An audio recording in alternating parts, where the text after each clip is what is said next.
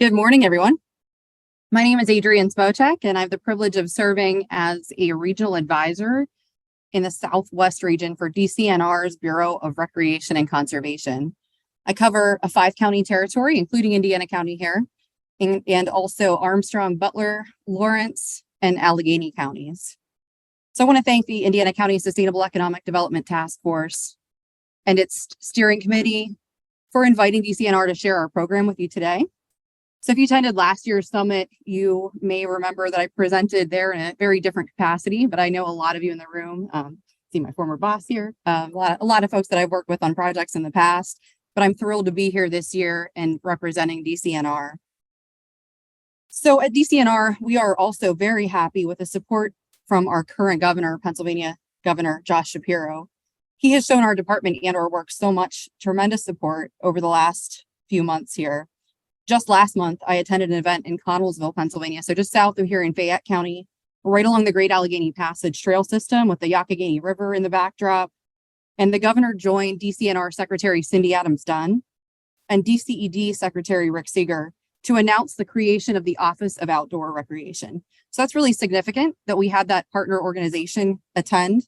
DCED, the Department of Community and Economic Development, that they were involved in that announcement was a very significant nod to the importance of recreation as a part of our economy. So Pennsylvania joins a number of other states across the nation in formally recognizing the importance of recreation to its local and state economies through the creation of this office. The office is led by Dr. Nathan Regner. He's a very enthusiastic individual, and if you were here with us today, I'm sure he would offer some compelling statistics and some anecdotes regarding just how much outdoor recreation contributes to our economy. The director's mission is to expand and ensure the benefits of outdoor recreation for all Pennsylvanians as individuals, as communities, and as a Commonwealth. And Dr. Regner serves as a liaison among industry and non-governmental organizations, users, and government partners to communicate the significance of outdoor recreation, address needs for systematic support and investment, and welcome all residents and visitors to enjoy the benefit of the Commonwealth's diverse and exceptional outdoor experiences. So our state currently ranks number 6 in the nation for its outdoor economy.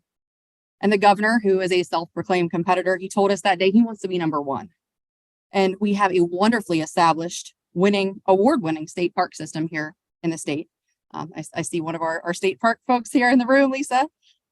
So it is a tremendous system, but I believe, at least from my perspective, the most room for growth for those recreational assets is really on a local level.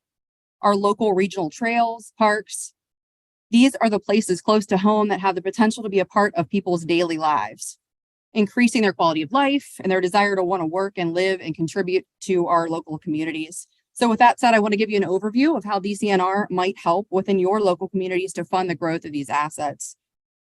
To start, have any of you in the room had any interaction with our grant program in the past? A few hands, okay. You may know DCNR, as I mentioned, through our Bureau of State Parks. They manage 124 state parks across the Commonwealth. Or the Bureau of Forestry, they manage 2.2 million acres of state forest lands. But the mission of our Bureau, the Bureau of Recreation and Conservation, is to be a leader in advancing the greening of Pennsylvania, protecting the Commonwealth's natural and heritage resources, and providing recreational opportunities for all to enjoy. So one of the main ways that we do that and we carry out that mission is by partnering with recipients of our grant program. Our grants are making a difference in communities across the Commonwealth. This is a map showing you how many different municipalities that our grant funding has touched. DCNR's Community Conservation and Partnerships Program, C2P2, it's one of the largest funders of recreation and conservation projects in the state. We funded more than 8,000 projects across the state since the program started in 1995. 70% of all municipalities have had at least one project in their borders, and more than 90% of Pennsylvanians live in a municipality with one of our funded projects. 40% of our local parks have received a C2P2 grant. In last year's regular spring round, C2P2 funded more than 300 projects, including the construction of more than 140 local parks and over 50 miles of trail. We helped permanently protect more than 7,000 acres of land that will be open for public recreation. In all, we distributed more than $90 million last year, and we just announced our 2023 awards last week. That totaled more than $52 million. Our grants are in demand, and the demand is increasing. Funding requests have more than doubled in the past 10 years. So that means our program is very competitive. So on average, we're able to fund about half of those requests that we receive. This is why it's so important to have a quality project and a quality application. And that's kind of where my role comes in. So you might ask, who should I talk to if I'm interested in a DCNR grant? The appropriate people depend on where you're located in the state. So it's important to remember it's where your project is located, not necessarily where you live or where your office is. But regional advisors like myself, we conduct site visits and provide technical assistance. We assist you with basically developing the most competitive project and application as possible. We network you with other people, other organizations, other communities who might have looked at doing similar things at what you're looking at for a project. So that's really beneficial. So you don't have to reinvent the wheel. And as I mentioned, we help you develop an application so we can answer questions on that process. You don't necessarily have to be a professional grant writer. It might look big and scary, but that's part of my job, is to help you attack that system. So you, again, as I mentioned, choose your advisor based on where your project is located. So for most of you in the room, if you're from Indiana County in this area, I would be your regional advisor. But this map is very accessible online too. If you're looking for your regional advisor, it's a quick Google of DCNR and regional advisor. This is just a quick look at what our homepage looks like. You'll notice that there is a green leaf icon that says grants. That is the absolute best starting point if you're looking at one of our grants. To check that out, there are so many resources available on that site. It's a really great place to start.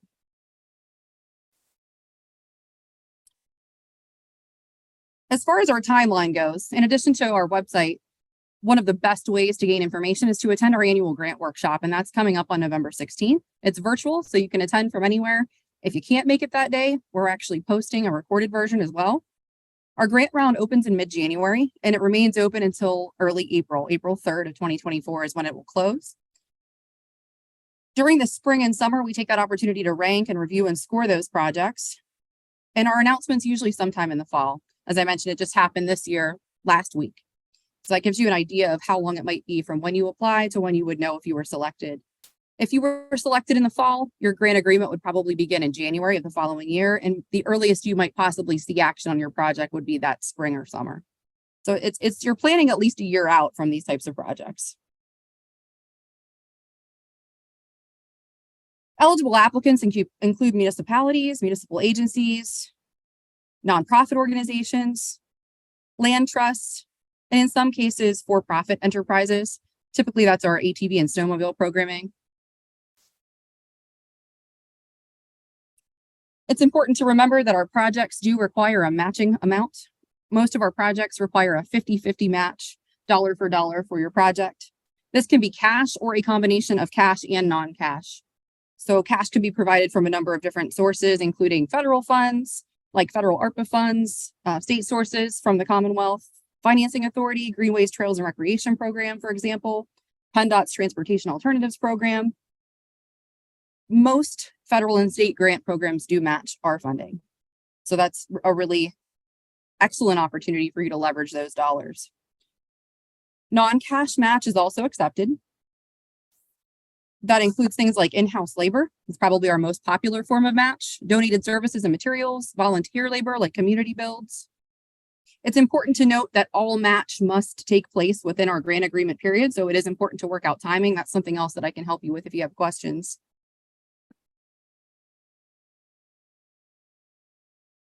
I just want to give you an overview of the eligible project types. I don't want to spend too much time on this, but I just want to let you know what types of projects we can fund.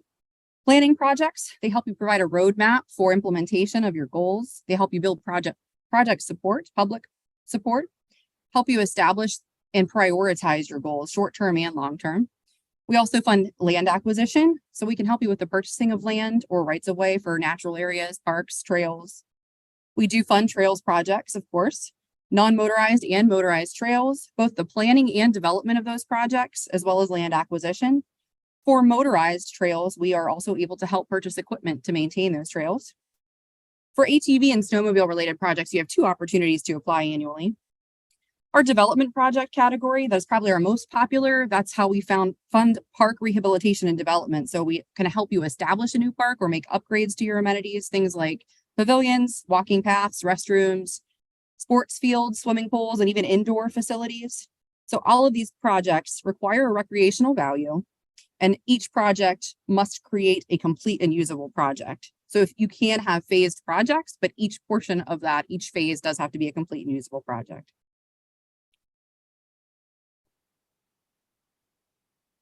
Our projects typically range anywhere from $100,000 to $250,000 in this development category. So we tell you to apply for the amount that you need, but most of our projects fall within a soft cap of $250,000. As a program subtype under development, we also offer small community program grants. So the big things to know about our small community program, it's a little bit sweeter deal on the match. Our eligibility criteria must be met. So it's a community under 5,000 individuals. There is a project cost cap of $170,000. So you can essentially receive $100,000 in a grant and only require a $70,000 match. And keep in mind that some of that can be non-cash. So when it comes down to it, that's really a great situation for a smaller community. Additional types, again, I don't want to spend a whole lot of time on these because they're kind of specific, but I would love to talk with you privately if you have some ideas for these projects. Rivers conservation, rivers development projects, things like boat launches, our community and watershed forestry program, which is seeing a major influx of money here in this coming round, tree removals, tree plantings, those types of things. Our state and regional partnerships program, and it is noteworthy to mention that that program is able to help you build capacity on a local level. You're able to use our circuit rider and peer programs to either look into a recreational issue and do a study, or potentially even hire someone using DCNR funding. One of the big things to keep in mind if you're looking at our application process is that we do have a list of things that are ready to go list. So these are items that we require that are absolutely essential to your application. So we have a point value assigned to each portion of our application and ready to go. It's all or nothing. You either get all of those or none of those, depending on what you're applying for. The list can be a little bit different, but just know that that's out there and that it's essential to your application. And that's really the main point of this slide. That, and there are some other components that are required. You want to have a detailed scope of work, a detailed budget, and a site development drawing prepared. And those all need to reflect each other as well. I mentioned our 2023 grant workshop. As I said, it's coming up on November 16th. It's really an excellent way to look at our application in detail. If you're considering an application at all, this is something that you may want to participate in, or at least view the recorded version. I'm not sure if you can grab the QR off the screen here, but it's pretty easily accessible, or see me, I can certainly get you registered. We'll go over in detail in that workshop the questions on the application and give you examples of the answers that we're looking for. I'll leave that up for a second just in case anybody's looking to try to snag that. I'm not sure if it's too small, I apologize. But we do offer a wealth of online resources as well on our website, and our registration is available on that website. So again, just to note, this is kind of tough to do in a larger audience, to try to look at these specific resources, but it's worth mentioning that we do have a wealth of those online resources available for you. So typically at this point in a presentation, I take questions. I think Molly would like us to hold those until the end, but just know that even if you're not the applicant on a project, a lot of things do happen with grassroots efforts and public interest. And our program does value public input. So if you're interested in anything and can work with your municipal entities or nonprofit entities in your area, please don't hesitate to do that. So I hope to hear from you. We'd like to see an increase in applications in counties like Indiana. So I'm happy to work with you if you have any questions or interest. Thank you. Thank you, Adriene. And if any of you are working about forgetting your pressing question, you have note paper in your program, so feel free to write your question down there, so that way you are able to ask it at the end of the presentation.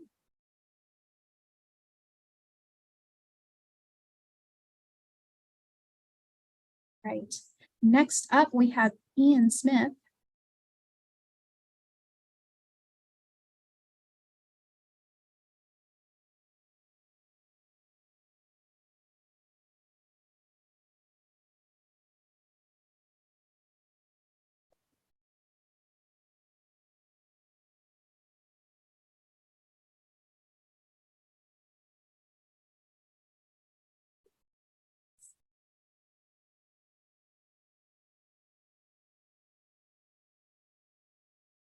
Right, you just you just hit the next button. Whichever.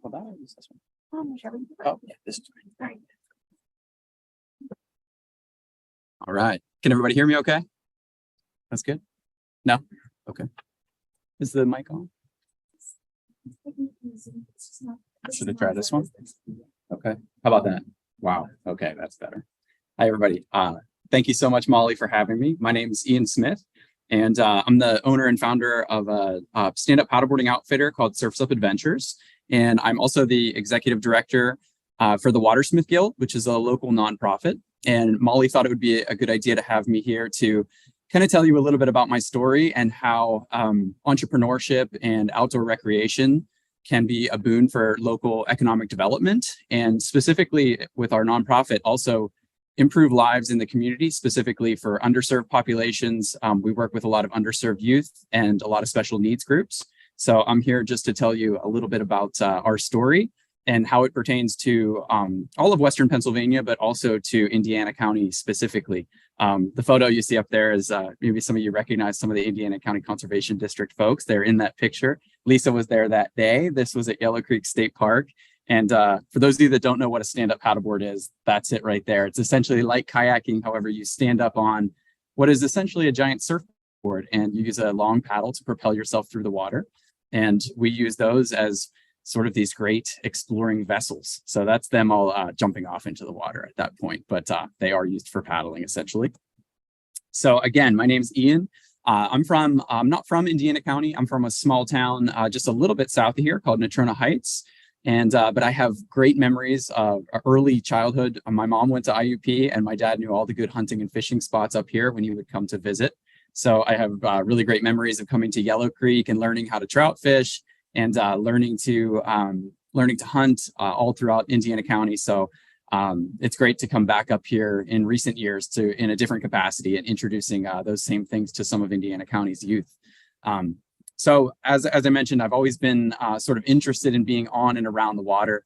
My early obsession was essentially fly fishing and being on great bodies of water like Yellow Creek. But I kind of got away from that in college. Went to school at Penn State for finance. And when I got out of school, I got a job doing the most glamorous thing, working for a pipeline company and doing business development for that. And essentially my job was to do trade shows. So anytime I come to a convention center, I have some PTSD of setting up a booth that took about 2 days to do so. So my booth out there has 5 brochures on it. That's the extent of it. But one of the great things about that job was it took me to beautiful places, especially places like San Diego and California on the coast. And I was young, fresh out of school. And while the job wasn't necessarily the most appealing thing to me, it gave me the opportunity to try new outdoor adventures. And surfing was one of the things that I tried. I'll kind of never forget the first time I tried that in California. If you've ever seen the waves in the Pacific Ocean, it was a little rough. Putting a dress shirt on the next day when I was all kind of sort of bruised up and had all this chafing on my chest from the surfboard wax was difficult. But nonetheless, I learned to catch a wave and was totally obsessed from that point on. If any of you have ever surfed, that feeling is really, really hard to describe. They say only a surfer knows this feeling. It's a very powerful conduit to engaging you with, the harmony of the natural world. And, I was really, really into it when I got to try it. And I came back to Pennsylvania thinking, how could I surf in Pennsylvania? Is it possible?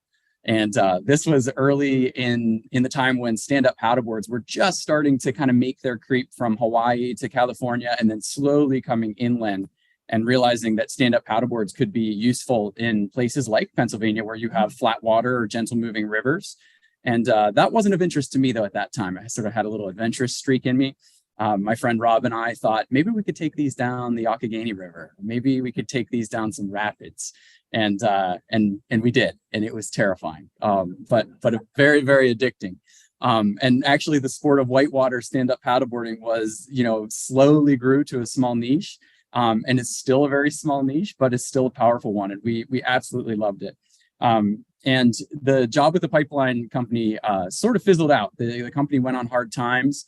I got laid off, and it was right at the perfect time for me to be just exploring stand-up paddleboarding and realizing this is going to take off. And I would go to Moraine State Park, Yellow Creek State Park, and everyone would ask, oh yeah, when's that fad going to die out? And I would tell them, you wait, in 5 or 10 years, there's going to be more of these than there are kayaks. And that is the case today. It was the fastest growing water sport in the world for about 10 years, and has absolutely taken off. So whenever I got laid off from that position, I had enough money saved up for 4 boards. And if you recall, Groupon was a thing. Everyone remember Groupon? That was back in the day when there was 1 Groupon per day, not 5,000 hair clips and trinkets and, you know, all sorts of things. So you got a lot of marketing, you know, if you ran a Groupon. So that was sort of my marketing, my business plan was to have 4 boards, take out some families of 4 and run a Groupon. And overnight I had about 80 people sign up for the Groupon. I didn't know where I was going to go. I didn't know what I was going to do. I kind of had about 8 different locations, 7 of which probably wouldn't have been valid as a business model because it would have been impossible. But most of the people wanted to go to Moraine State Park, which everyone familiar with Moraine here? That's pretty local state parks in Butler County, not Indiana, but that turned out to be our most popular location. And you can see where we do our eco tours and lessons on the photos there. The bottom one is actually at our second most popular location, which is Allegheny Island State Park. But as you can see, paddleboards became, you know, a beautiful way to explore these beautiful regions and state parks, and just a great way to find some adventure in your backyard. And it feels close to surfing, right? And the whitewater side feels a lot like surfing. And you'll find out later you actually can surf in Pennsylvania. And I'll tell you a little bit about that as we move forward. But that was how stand-up paddleboarding or SurfSUP Adventures sort of was founded. And I've been running that now. We came to the end of our 13th season last year. So, you know, of course, with any small business, there were the ups and the downs and the long time to get established. Luckily, that Groupon had enough customers to keep us afloat for a year or two and kind of go from there. And one of the interesting things, and one of the things I'd like to talk about, it was our ability to reach underserved youth and special needs groups in these communities that we were working. So one of the early projects that I worked on with SurfSUP was with the DCNR. Emily Borks, if anyone knows her, contacted me to come and teach a youth program at Nymick State Park, and it was for a group of orphan children. So kids that were in an underserved youth care home. They had very limited resources, and they were doing a day where they were getting them out into the lake and exposing them to outdoor adventure, outdoor recreation. And I had never worked with youth before. And when I started the business, I was sort of anticipating, you know, my age range and older. I wasn't necessarily thinking, you know, of teaching kids and getting involved in that. So I had saved up to buy those 4 boards and 4 paddles. And, you know, and I was thinking, oh man, these kids are going to destroy my gear. You know, what's going to happen? Are they going to even enjoy this? I didn't know if they would be interested in it or not. But I showed up, and these kids were some of the most respectful clients I had had to date. They were grateful for the experience. You know, they kept asking me, can I jump into the water? Can I do this? You know, all these new experiences that they were having. And I realized that a paddleboard was a way to expose them to, you know, the beauty of the natural world. And, you know, being into fly fishing early on in life, I was also really, really conscious of the need for conservation and protecting these waterways. And I realized that if these kids don't have the chance to experience this, there's no reason for them to care about the natural world. So I left that day, you know, kind of thinking I have a new mission. You know, this is kind of going to be something that I want to pursue and get these kids engaged in this. And so the wheels started turning. And when I was really young, I attended a youth conservation and fly fishing camp that fused fly fishing with conservation and other STEM education programs. And it was a 3-day program. We got to go to Yellow Breaches in central Pennsylvania, which is an amazing fly fishing camp, and you know, memories I'll never forget. So I started thinking, how could I, you know, transform stand-up paddleboarding and conservation into a program like that? And met with some leaders in the field that I was working with that did conservation work. I was also really passionate about filmmaking. I had attended a couple Banff film festivals in Pittsburgh, and you get to see people doing all these crazy skiing jumps and mountain biking, and you leave thinking, I'm going to conquer the world. So I knew the power of digital media and filmmaking could be influential to these kids as well. So those were my sort of thoughts, where I'm going to combine stand-up paddleboarding, conservation, and filmmaking as a catalyst to improve lives of these young adults and children. And so in 2014, with the help of so many different people that we don't have time to mention, but we founded a program called First Waves. And the waves part you still might be confused about. It's Pennsylvania. You never found surfing, right? Wrong. So actually, although you can surf in Lake Erie as well, that's a small slither of the coast. But throughout Pennsylvania's whitewater streams, like in Youghiogheny River and Stony Creek River, Blacklit Creek, there are features called standing waves. And essentially it's a hydraulic. If you've ever been whitewater rafting and you got stuck in a hole, that same energy that propels you and gets you stuck there can also form waves that you can surf, just like an ocean wave. And it's a really interesting thing. There's one of our youth surfing. You can see the look on his face when he finally caught his first wave. It's a powerful feeling. So catching that first wave, I believe, is the conduit to a brighter future for these kids. It gets them engaged in waterways and parks. And it was just such a powerful feeling finding these waves. This wave that he's on, I know you can't see it too well, but you could see the expression plenty. That's at Greenhouse Park in on the Stony Creek River. So probably maybe a half hour, 45 minutes from here, very close. So you can actually surf in Pennsylvania. So that was sort of the impetus to starting that. And some of the benefits, surfing has been traditionally used for a number of different therapies. So things like PTSD, kids that are having problems need an outlet for expression. All sorts of programs on the coastline use surfing as a catalyst to improve lives. But that had never been an option inland until sort of stand-up paddleboarding and river surfing became a thing. And these waves that they actually create, like the one in Johnstown, is actually a created park. I think they got some funding from the DCNR for making those sorts of parks and recreation areas. So it is a way that we can take those benefits from surfing and bring it to Pennsylvania for once. So that is one of our main focuses. And with First Waves, we didn't want to give this program to kids that could sign up with me, SurfSUP Adventures, families that come out and they've got the money to spend a day with us. This was for people that don't have that money, people that don't have the access, people that, have, in the instance of the first program that we have, orphaned homes, orphan kids. So it's for primarily underserved youth, but we also work with different marginalized populations and diversity groups. So we're trying to get this to everybody and bring it to the kids that'll benefit the most. And we work with great local partners here in Indiana County. We work with the Salvation Army and several other programs. There's Justice Works is another great one. So if any of you know those groups, they do a great job of finding excellent kids and great students for our program. So that's sort of how we've done it. And you can see the photos over there. That's Indiana County Conservation District doing a macroinvertebrate and water sampling with these kids. We also do tree plantings. We stock mussels with the Pennsylvania Fish and Boat Commission.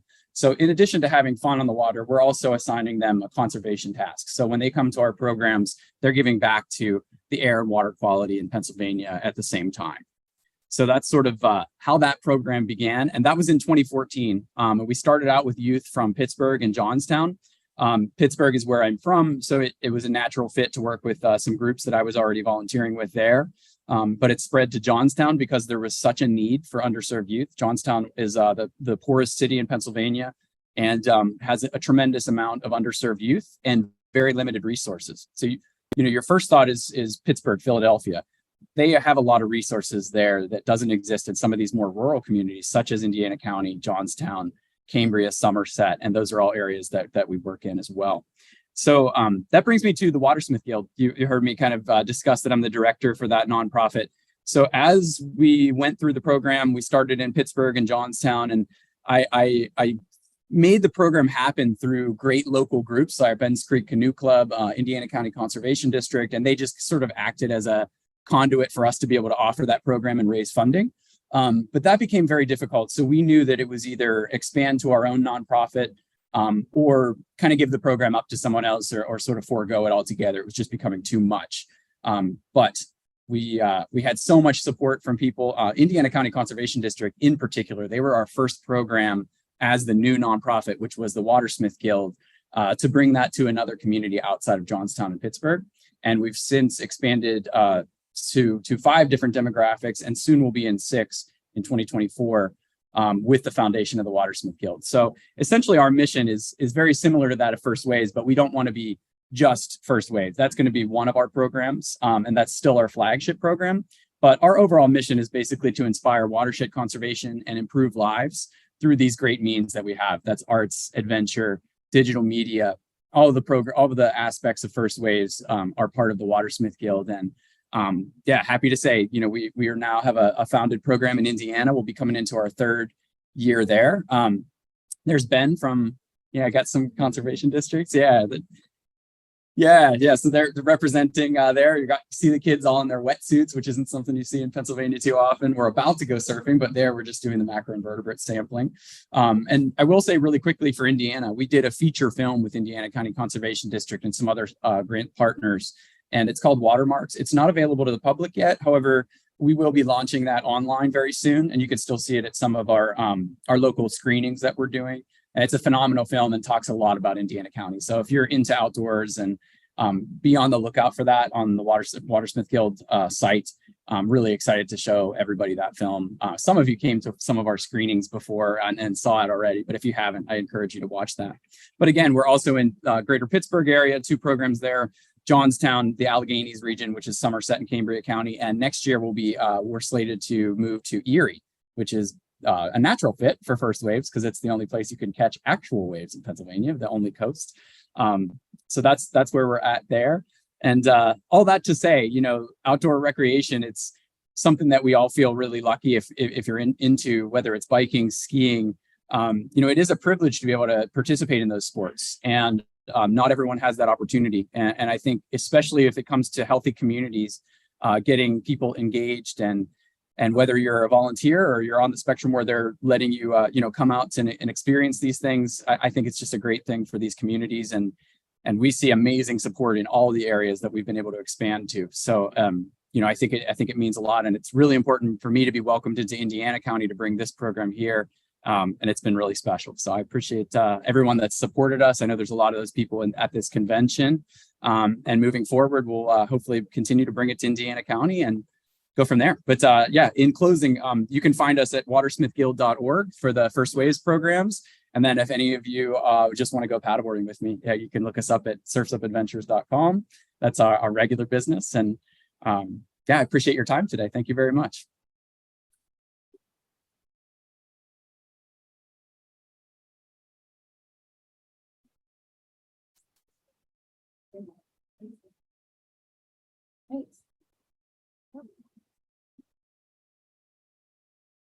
Introducing Rob Nymick of former city Borough.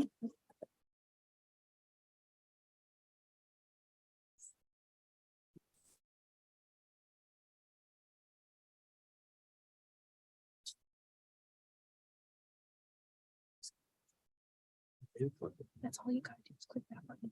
Okay. I got you. Apologize, I'm not into this technology. Thank you for having me.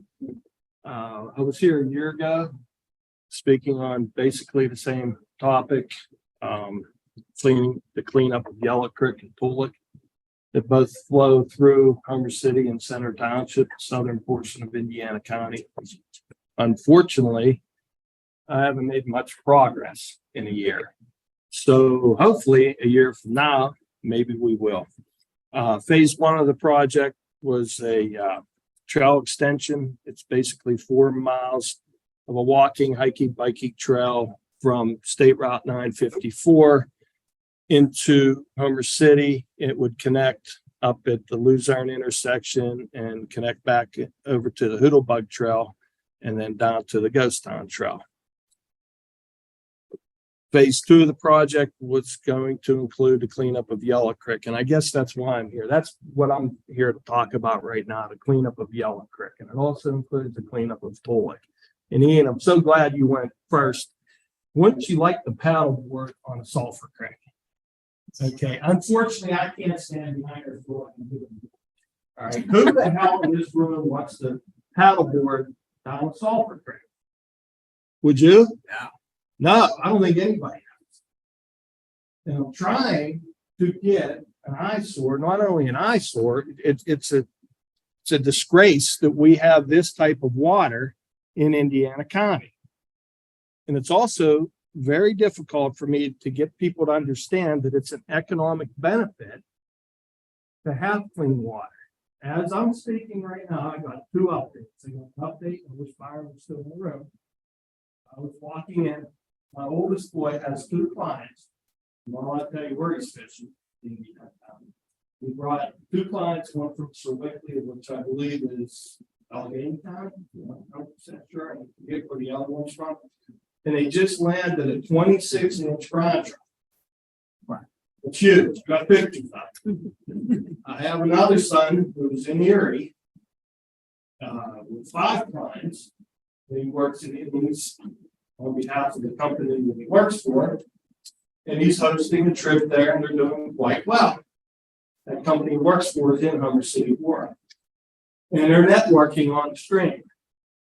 Wouldn't it be nice to do that in the southern part of Indiana County? But we can't, because it's sulfur creek. So my goal is to get the stream clean. Several years ago, we had an opportunity to acquire the railroad bed, which now enables the DEP to get involved with this cleanup. I was told we were being funded. I was told this a year ago, and here I stand here today, and we haven't turned 1 ounce of dirt yet to get this project moving. Hopefully next year we will. Economic benefit of a clean stream. We're connecting, hopefully we're connecting 5 different communities: White Township, Brush Valley Township, in the Humber City Borough, back in the Center Township, and down to Borough Township. There's a whole huge area of undeveloped property that could be there for multiple uses. But again, who wants to build along sulfur creek? I don't. I'm not going to. So that's a major goal of mine, to be able to develop. But most importantly, we own the property. We own the entire corridor from 954 down into Humber City, where the 2 streams meet, Bullock and Yellow Creek. So it'll always be there for public access. In other parts of the state, they did similar projects. Unfortunately, the ground was bought up by the private sector, and it's not posted. Our project is going to be open to the public year round, which I think is very important, because it's the state of Pennsylvania, Commonwealth of Pennsylvania. We own the water. We, the people, own the water, not some private entity. So I believe that's very important. Back in 1996, I started this. I promised myself I wouldn't get into this. Back in 1996, I brought this to our leaders, state and local leaders, and I was told, "I'll do that, some snickering over here, that we're talking a little fish, you know, a little fish." I promise I want you to do this, and nobody understands the economic benefit of that little fish. It's not a little fish. It's stream ecology. It brings life back to the stream. We may bring life back to our communities. I believe that 100%. Let's see where else I am. Okay, here, right here, this is where my proposed trail, our proposed trail, would connect to the Hoodlebug Trail, already existing Hoodlebug Trail. I don't even know where I am, Adriene. Okay, that's the existing trail that we're looking at right now. About 90% of the trail is already built, completed. It just needs some touch up. That's where Humber City water supply, their raw water line sits on this trail, which is why I kind of wanted to acquire it. We have, I don't know what else we have. I had the county commissioners and several other folks over there, and one part of the trail crosses Yellow Creek, which will connect us to the little town of Luzerne. And there's a beautiful trestle there. You stand on the trestle and you can look upstream, and the beautiful blue water, and there's trout right there. And then you turn around and you look down the stream, and we have orange. Okay, orange.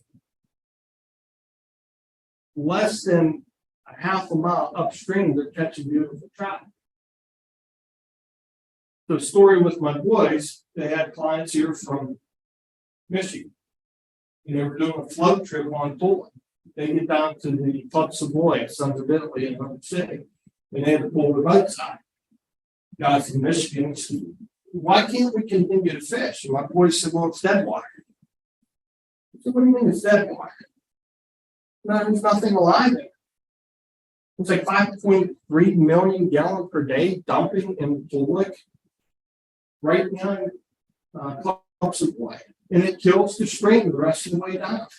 You'd like to take your paddle boat on that, huh? Sure. It's that white stuff that you can see. It's no good. We have to get it out of the streams. So part of the revitalization that I feel is very important for Homer City, number one, is how can I get people into Homer City? How can I get businesses? How can I keep people in Homer City? How can I keep the kids in Homer City?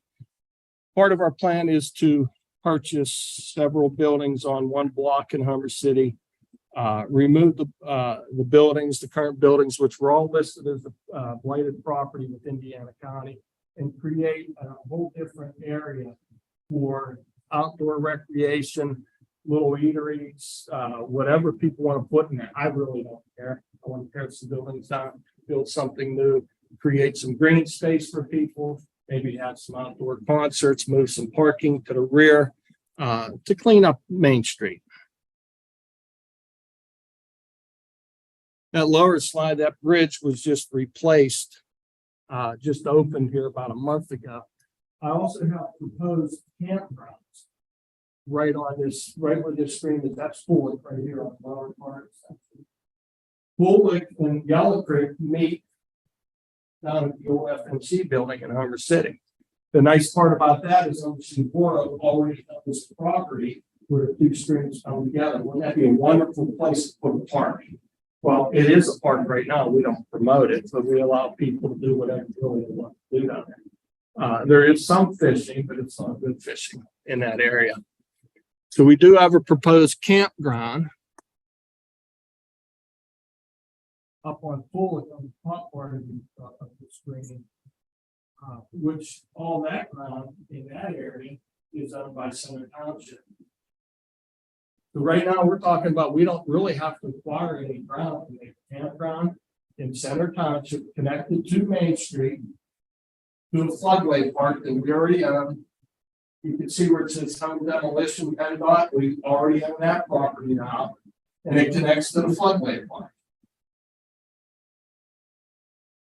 That's a pretty nice little area that we can develop. The nice part about the proposed campgrounds, there's already water, public water, and there's sewage on it. So there's very little infrastructure that needs to be in place.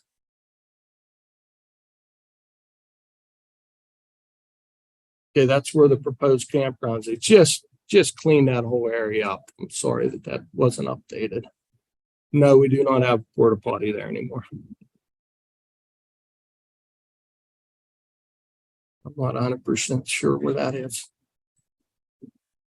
I guess the bottom line of the reason I'm here again is I'm looking for support from the state, I'm looking for support on a local level, and anybody else that would like to join in. I'd like to get IUP involved in this. I have the luxury every year, and I consider it a luxury of visiting a couple different school districts, and I get to talk to the youth. And everybody in this room, I'm sorry I'm offensive to people, but I hit that age of 60, so I don't have to have a filter anymore. I'm not going to sugarcoat stuff anymore. Everybody wants to keep our youth here. Well, how many people in this room go talk to you? I go to a couple classes every year and I get to speak to kids from 13 to 15 to 16 years old. What would you like to see in our area? What would you like to see in the county? What would keep you here? Hiking, biking, camping, fishing, boating. They would like to see it, but we can't. One kid from Homer Center High School said, I can't wait that I can leave school, jump on my bike, run down Bryan Street, grab a fish pole, go down to Yellow Creek and fish. And I said, son, I hope someday I get to do this. My goal is to have the largest kids fishing tournament ever down the floodway. Have all kinds of vendors set up and fly fishing and regular spin fishing. And let the kids have a good time. We need to reach out to the kids. The kids will tell us what they want. then the kids may stay if we offer this type of quality of life. And we can work with industry. Just don't dump your stuff in the creek. It's as simple as that. There's a way of cleaning it. Just don't dump your stuff in. One of the last things I have to say, and I've upset my sister-in-law, and I really don't care. It's not the younger generation that has done this. We have done this. We have allowed this to happen. And now it's our job to clean it up. And I think we need a push, definitely need a push on the county and state level to get this cleaned up. Molly's generation, you didn't do this. We did. My sister-in-law was upset with that, so I started showing her all the pictures. And she's 63, she's a little older than me.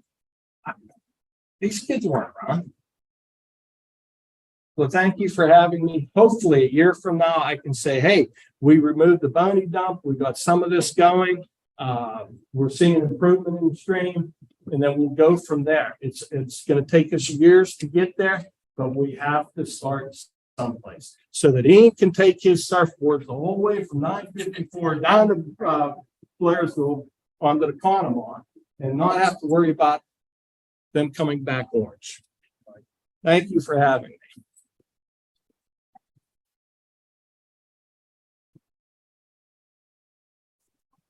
Not quite done yet. I'd like you to comment a little bit on those murals. Okay. There we go. Got another really nice story about murals.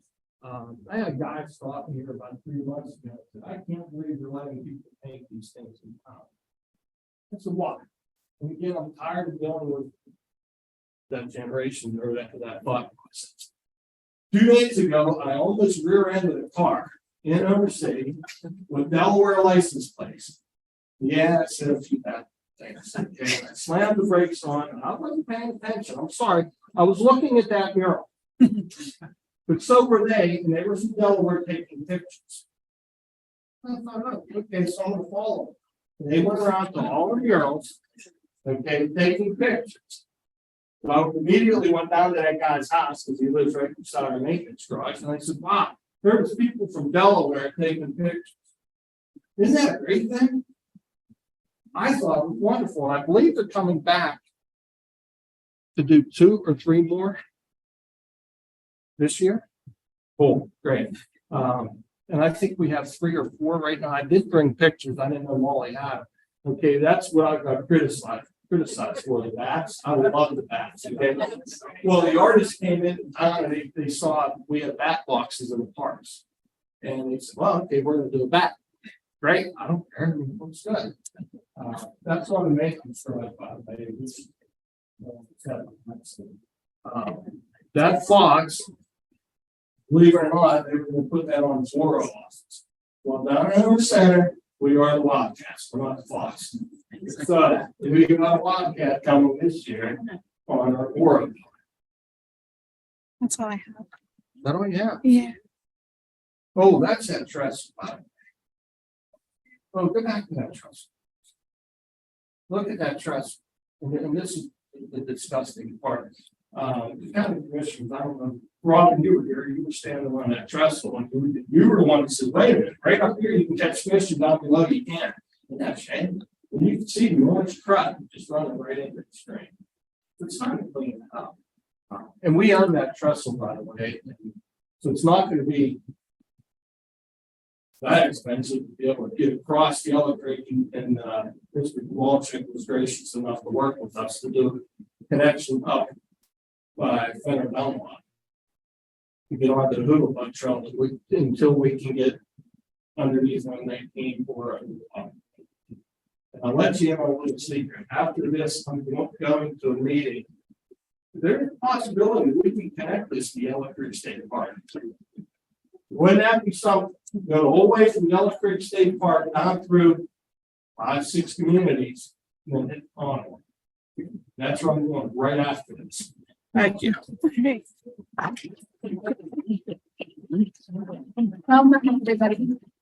All right, last but certainly not least, we're bringing Laura Herrington on to kind of put all of this into context of Indiana County tourism. And then, after she's, finished her presentation, you are free to ask as many questions as you want, before we move on to our e-card show. Thank you, Molly. I don't have my phone, so I don't even know what time it is, so I will just talk unless somebody cuts me off. Hello, everyone. Thank you for inviting me to join this quite impressive group of community leaders. And I just appreciate the opportunity. It really is a privilege to work for the Indiana County Tourist Bureau as the executive director, and essentially for all of you, because our mission is to promote all of your wonderful work and efforts to make our county a beautiful destination for folks to come and visit and live, work, and play. That is our goal, is to everything that's been talked about thus far today, improving our community, improving our county, and with the goal of bringing folks into our communities to live and experience the wonderful quality of life that we all know and experience. The travel and tourism industry definitely, without a doubt, helps to fuel our local economy. It's part of our everyday life and includes outdoor recreation, our local restaurants, accommodations, fairs and festivals, and our vibrant, walkable, shoppable towns. And it's all of you, our friendly friends and community members, who continue to demonstrate this resiliency and hard work. Rob, right there with you to support your efforts in creating the culture and quality of life that we all enjoy. It's our friendly small town charm that appeals and attracts visitors who all contribute to our local economy. The latest tourism economics report, Economic Impact of Travel and Tourism in Pennsylvania, quotes a total of $148.8 million in visitor spending into Indiana County's economy. 2,166 local jobs in the industry, and our household taxes would be $802 higher without tourism-related spending. Leisure travel continues to drive overall spending results, and locally, our visitor spending resulted in direct sales for recreation, arts, entertainment, and recreation. I don't have the figure for just the outdoor recreation, but in 2021 has risen to $23.6 million. That's our local impact. This has grown from 2020, working backwards, was 18 million. And 2019, prior pandemic, was 30.2 million. So we're getting back there. And our local lodging reports reflect a definite increase and improvement in visitors coming and spending time and visiting our towns. Recent consumer sentiment survey by the PA Tourism Office reports top activities include exploring a small town, getting away to a city, or biking, hiking, and other outdoor activities, going on food, wine, and beer tour, and camping, all of which Indiana County is ready to offer. Outdoor recreation can have a significant impact, a positive impact on our physical health, mental well-being, environmental conscientious, our community building, and sustainable visitor and outdoor economy. When developing trails and outdoor recreation assets, planners must ensure that these assets are inclusive and readily available for everyone of all abilities. And that is happening. Once developed, our effective visitor communications and land stewardship activities are crucial to sustaining these assets. Outdoor recreation boosts local economy by creating jobs, businesses supporting hotels, campsites, restaurants, market and outfitters, and repair shops. One of the few economic sectors that grew during the pandemic and has continued to grow is our outdoor recreation industry. People value their recreation facilities. It's valued in the walkability of downtowns, and township parks are important for a thriving community. Recreational amenities as parks and walking trails are an important component to attracting our young families and keeping them and helping to build our communities. Deck hockey, pickleball courts, maybe they are in your future as well. Yeah. In addition to the many fairs, festivals, and community events, hiking, biking, paddling, climbing, cross-country skiing, bird watching, hunting, fishing, boating, all are vital to our quality of life, and Indiana County boasts them all. Our parks and trails, Indiana County Parks and Trails, year-round activities, facilities, 2,700 acres of parks, natural areas, and historic sites. Not a real accurate way to gauge general attendance at our parks other than observing, but we do know that the rental facilities have certainly increased based on the bookings. Attendance at the parks has been consistent with other years, and overall the visitation to our parks has increased with visitation from a wider area. We're seeing those out-of-town license plates. And as our park system becomes more well-known, increase in visitors. Our regional trail system, the Trans-Allegheny Trails, the Hoodlebug Trail, over 10 miles of recreation and commuter trail running from Indiana to Black Lick, where it connects to the Ghost Town Trail. There's local brewing companies and a local distillery and shops within distance of the Hoodlebug Trail. Love to see more. Looking forward to seeing the growth in our communities. When I visit different events throughout town, people will comment about, you need some more bed and breakfasts. How about a lunch cafe along that trail? Seen wonderful improvements in the Salzburg area and tremendous visitation to Gigi's Gourmet Cafe. It's hard to even get something ordered without having to wait in line. They're very popular. And if you just stand there for an hour or 15 minutes, you see people coming in on their bikes and going in and having lunch and just enjoying the small town community.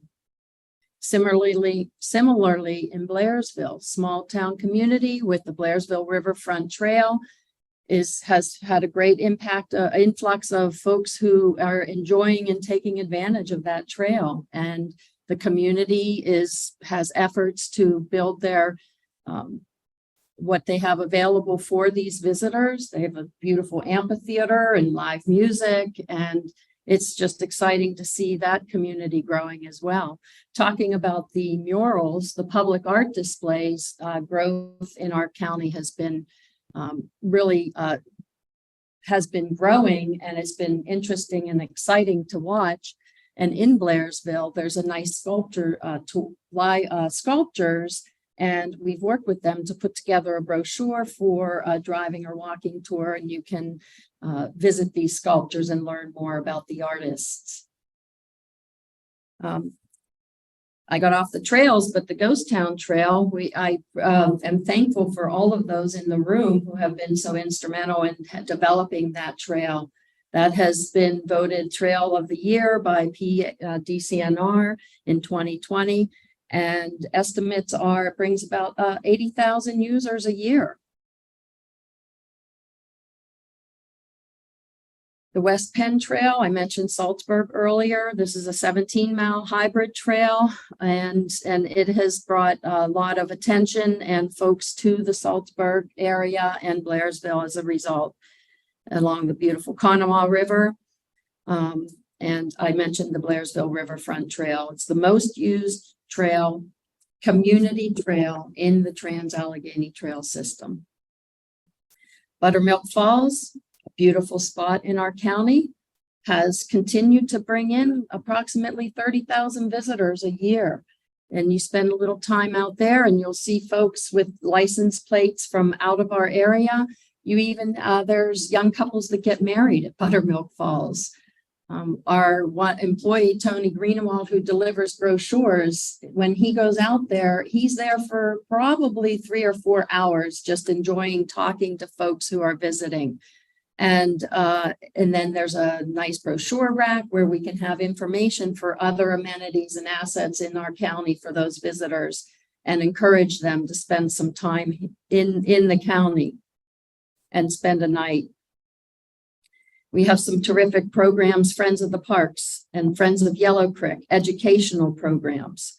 Covered bridges, that's one of our most requested brochures, is a covered bridge driving tour.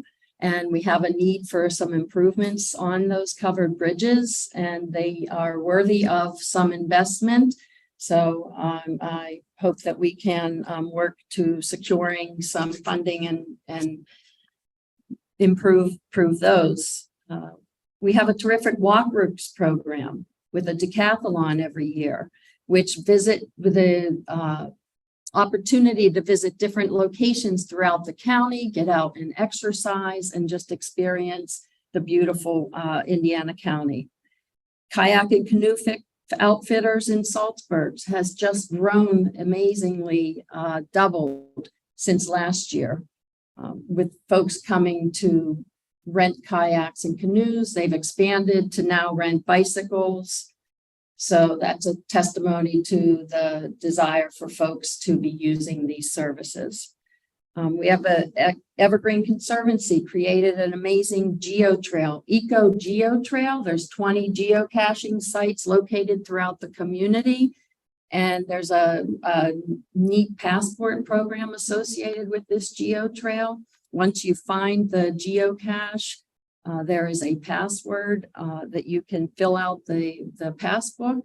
And then once you have completed the passport, you can get a collectible geocoin. And folks come from all over the country, even internationally. And I'm told that daily there are still updates to the logs of folks using those geocaches, taking advantage of that geo tour.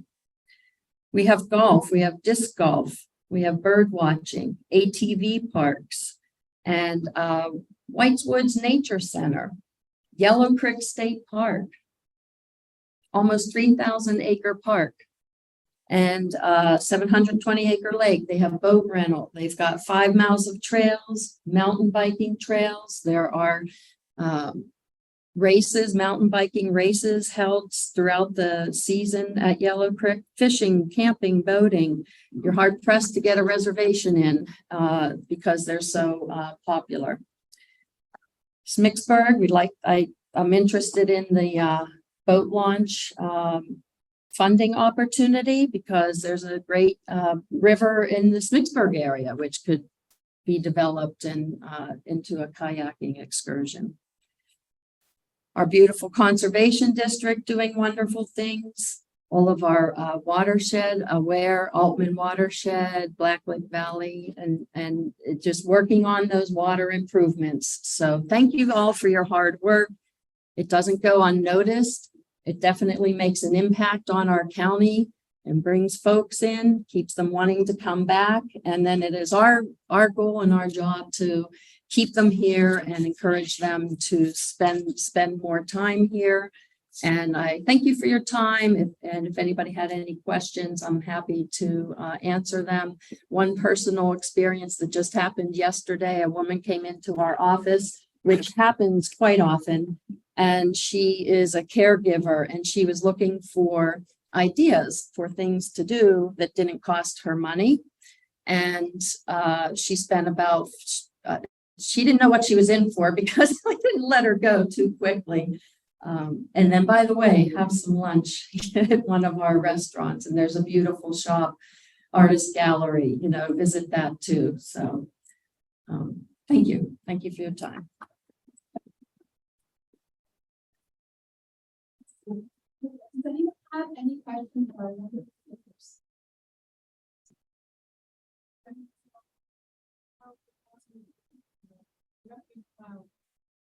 The refuse pile entry, which is probably one of the main contributors to the yellow.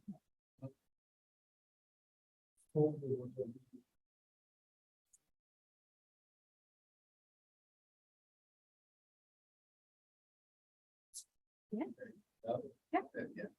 was told that we're gonna be awarded in January. And I was also told in September. And then last year I was told we're gonna be awarded in January, so I'm being told by January we're gonna be notified. From the AMLR funds. Any other questions?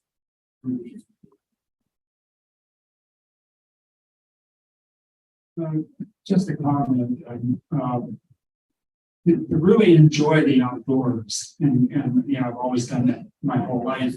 But I am now actually afraid to go outdoors because of tick-borne diseases. And I wonder if is there any concerted effort toward resolving that? Are we working with government agencies to try to come up with a vaccine, or is anybody working on that problem? I don't know, I got a tick in my left leg right now. I was pheasant hunting last night. So after my meeting, I gotta go get it removed. It's bad. It's terrible. Exactly. I'm afraid to take my granddaughter into the woods, because you've got to coat them with DEET, or, which is worse, the tick bite or the chemicals that you got to find. I do believe there is a vaccine in the works.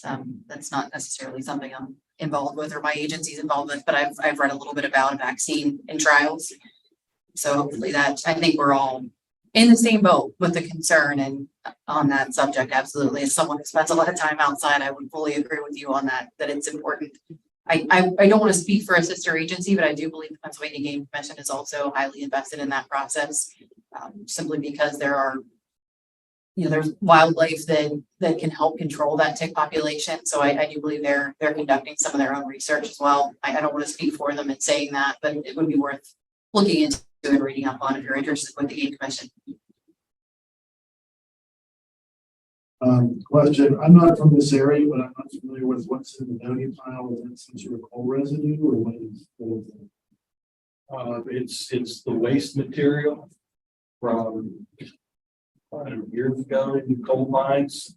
In that area, there were tipples, beehive, and also the other type of coke ovens. So there's a mixture of material in there. I guess R&L Development's going to be removing the bony, the refuse. DEP feels that that's a huge portion of the pollution in Yellow Creek. They're paid to know that. I don't understand it. But once that's removed, and I was told it's only about 2 years to remove that entire top. From that point, then they'll reassess the water and see if we need any other treatment. Where did the coal residue go? It's going to go to sewer. But one of the things, well, I don't want to talk about this because it kind of contradicts what I'm trying to do. It seems like the brown trout have become adapted to the iron in our water. That's why I'm not allowed to tell you where my boys are fishing right now, but they go to a lot of different streams in Indiana County. They flip rocks and look for elder mites and different things in the water. But they found that the brown trout has adapted to mine acid drainage better than any other trout. Any other questions? All right. I would once again like to thank Adriene Smochek from the Recreation and Conservation Advisor of the Southwest Region of the Bureau of Recreation and Conservation, Ian Smith, owner at SurfSUP Adventures and Executive Director of the Watersmith Guild, Laura Herrington, Executive Director of the Indiana County Forest Bureau, and Rob Nymick, the Authority Manager for the Central Indiana County Water Authority and Manager of Homer City Borough.